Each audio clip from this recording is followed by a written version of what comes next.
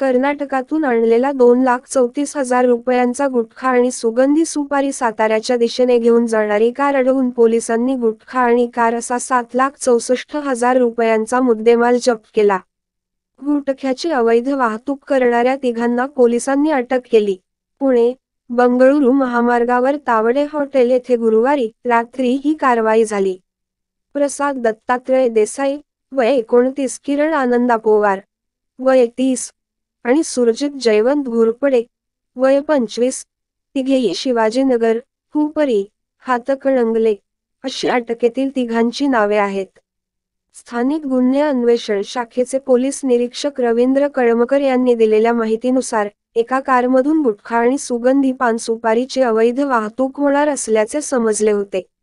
त्यानुसार उपनिरीक्षक विनायक सपाटे यांच्या पथकाने तावडे हॉटेल येथील सेवा रस्त्यावर सापळा रचून संशयित कार MH021 E1069 पकडली.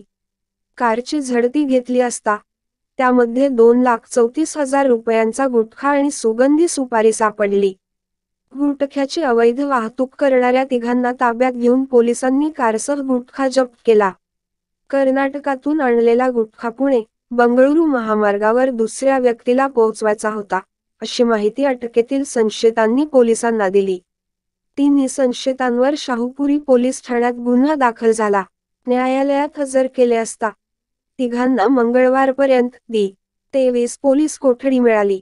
उपनिरीक्षक सपाटे यांच्यासह पोलीस अंमलदार विलास किरोळकर, संजय भुंबे, कृष्णात पिंगळे, संजय पडवळ, सागर चौगुले, संतोष पाटील, किरण शिंदे आणि संतोष बर्गे यांच्या पथकाने ही कारवाई केली. उपनिरीक्षक शेषराज मोरे अधिक तपास करत आहेत.